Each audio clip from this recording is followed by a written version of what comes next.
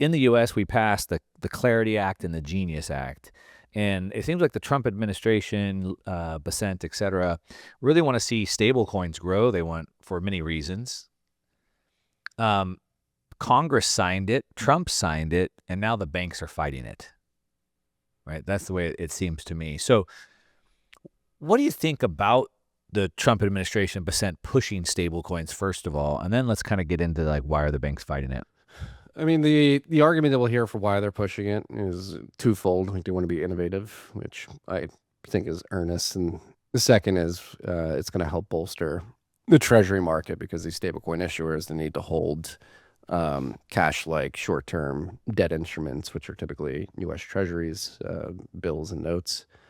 And I think it's a good narrative, but like, is it actually going to be able to plug the hole of treasury demand if foreign nations are dropping treasuries for other assets like gold and silver? Maybe not. But the other reason, I think they just want to look tech forward, which I think makes sense. And obviously, I'm a Bitcoiner, and I think Bitcoin is the best money, and it's what you should save your money in. And I don't really think there's a pressing need for stablecoin adoption amongst American citizens. We have a pretty robust banking and fintech infrastructure that works pretty well right now. There are certainly marginal user experience benefits that come with stablecoins. But yeah, I think they just want to look tech forward, that they're being innovative. I do think they would hope that stablecoins get to a market cap that it could actually begin to materially plug the hole of treasury demand as foreign buyers ditch treasuries for other assets. But to the bank's point, like, it is interesting watching this battle over the Market Structure Act, particularly around the ability of stablecoin issuers to pass on the yield they generate from holding short-term treasuries to the end user. The banks do not want that, which is just comical. And I wonder if it will create this this gridlock and an impasse that they can't get over. Because if stablecoins are able to offer this, and you have relatively high yield saving accounts, they can simply download on your phone and transfer your Federal Reserve banking system dollars into stable coins and get 3 to 4% interest for just holding a stable coin in a wallet. That's going to be a very strong shot across the bow of the banking industry, which is not sharing the yield of their treasury instruments with their end users. Let's break that down a little bit. So what you're saying is that they sort of want the world to buy dollars. So then, Scott Bessent's job is to get people to buy treasuries. Like, that's his job. He's a treasury salesperson. But while we may see Venezuela, Argentina, Lebanon, Peru, whatever, Iran move into U.S. dollar stablecoins, it's not a big representation of buyers. So it's still not enough demand for the treasuries, is what you're kind of saying. Yeah, I was actually writing about Tether's Q3 attestation. Obviously, Q4 hasn't come out yet. It should come out. Q4 2025 should come out probably next week or the week after. But as of the end of Q3 2025, Tether just surpassed South Korea as the 17th largest holder of U.S. treasuries in the world, which is pretty crazy to think, a company with less than 200 employees having that much impact on the treasury market. But if you look at the distribution of treasury ownership amongst countries and individual actors, it's a pretty steep decline. So 17, it's certainly nothing to scoff at and something that Tether should probably be proud about, but it's still nowhere near the amount of volume that would be needed to plug a hole if you have countries like Japan and China or European Scott nations. Bessent says he thinks it can get to $3 trillion by 2030, which would pick up all of China, all of Japan. It could just absorb that if they could get to that level. I think, certainly maybe that's more of like a marginal buyer, but you also mentioned like maybe there's really no need for a U.S. resident to own a stablecoin. The U.S. is only 4% of the world, but we are a abnormally large part of the GDP of the world. But to the point that you're making, like, we already have a stablecoin, right? Like, I already transact with my debit card, credit card anyway, and it's a dollar. But I think what's interesting is if I'm Walmart and I'm running $700 billion of transactions $700 billion per year, and I'm paying, call it 3 or 4% to process those transactions. If my merchants would come in and pay with stablecoins and I could put 3 or 4% of 700 billion to my bottom line, I kind of want my people to use stablecoins if I'm Walmart or Amazon or whatever. So I think maybe from a consumer standpoint, maybe there's not a big push for stablecoins, but I think from the merchant side, they're going to push that hard. I agree.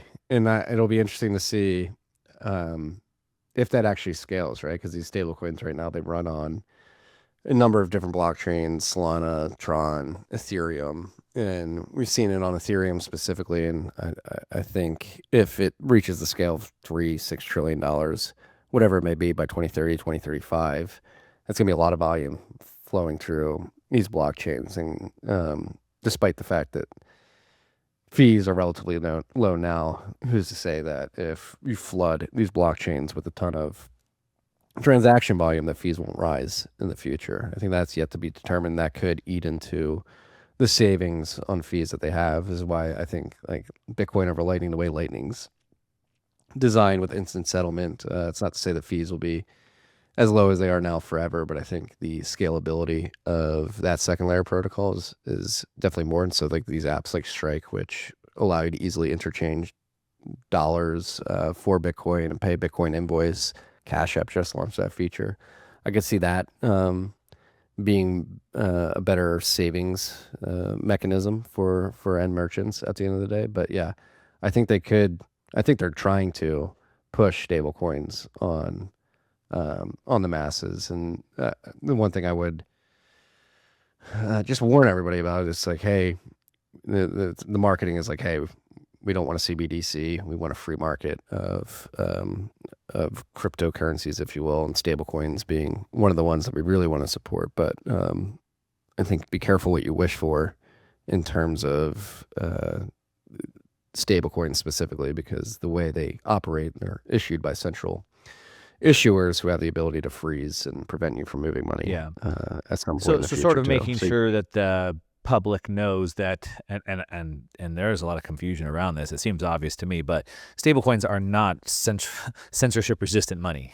They're centralized, they're controlled, they can be frozen at any given time, and you can see what just happened in Venezuela to see exactly how that worked. So they freeze like 127 million or something. Yeah, so it's obviously, I mean, it should be obvious, but they are issued by a common issuer. And they hold the dollar of your dollar in custody, so you can't fork it. You can't have a decentralized stablecoin because you can't fork it. You can't create additional dollars out of thin air. So I think that should go. Certainly, people need to understand that. But I think, is it really any more risky than using the dollar that we have today anyway? I mean, bank accounts get frozen all the time, right?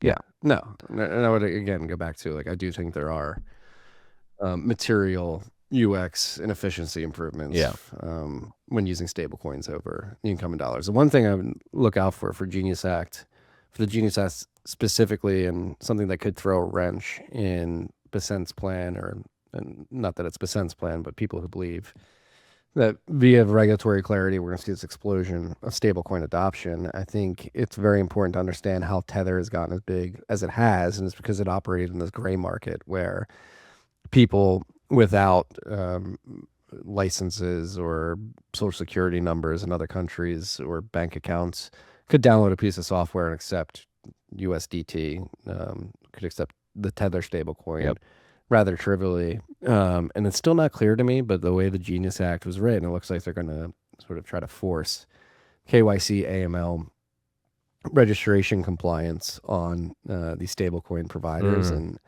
it's not clear to me because I think it may be for U.S. issuers only. But Tether's success to date has been the fact that they've been able to export the dollar globally because they've created a user experience where somebody could download a wallet and receive Tether without having to go through any of that KYC AML. You could curb stablecoin adoption outside the United States if you have this KYC AML compliance rules applied to non-U.S. citizens, where they could find themselves in a situation where they download the app, they're asked to put in a license, a passport, whatever it may be, and they simply don't have it. So they can't download the app, and therefore they can't participate in the dollar economy and the stablecoin realm. Yeah, that's a really good point. When you look, I guess you'd have to kind of go back to understanding why does the administration want stablecoins, and if it's truly kind of to the point that we said, like, hey, bring the world onto the dollar standard to buy dollars to then thereby buy U.S. Treasuries.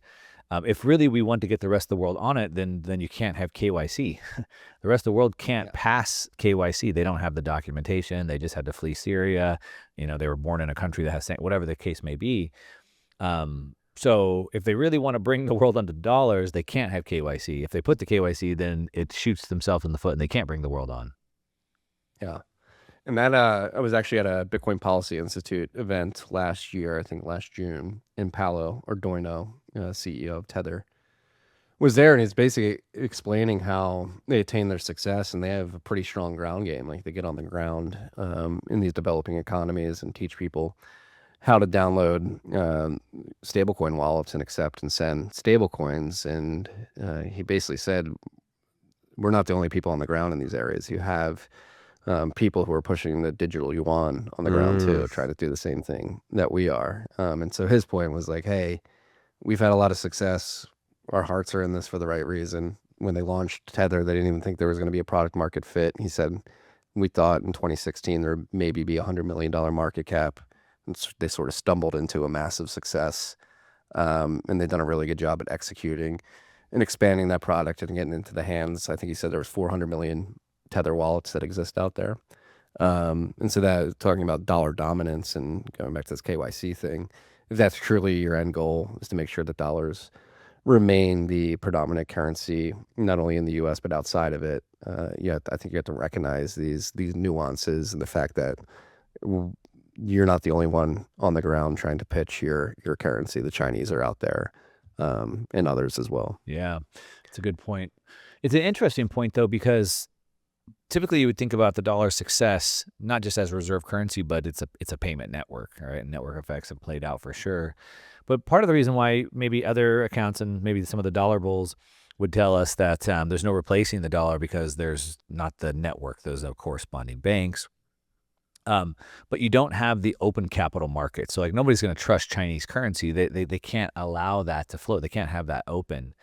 And so then it seems pretty easy to understand. The more I try to restrict it, the less people could use it. So yeah, I guess the U.S. is going to have to find themselves deciding which one they want. Do they want the dollar to flourish and allow it to continue to freely trade, or do they want to restrict it? Hey, if you like this short conversation I just had, you're going to love the full-length conversation. Don't miss it. You can go ahead and click right over here, and I'll see you over there.